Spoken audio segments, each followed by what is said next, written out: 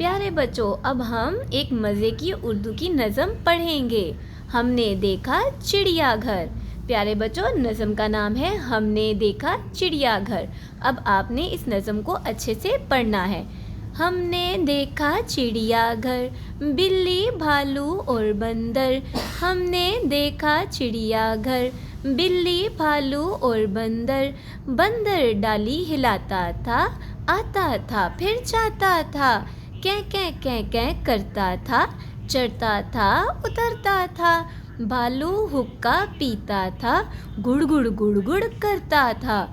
भालू हुक्का पीता था, गुड़ गुड़ गुड़ गुड़ करता था। हमने देखा चिड़ियाघर, बिल्ली भालू और बंदर। प्यारे बच्चों, आपने ये नज़म बार बार इसी तरह से दोहरानी है।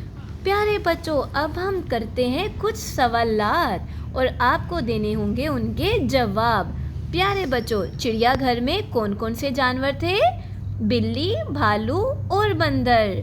दूसरा सवाल है, डाली कौन हिलाता था? डाली बंदर हिलाता था।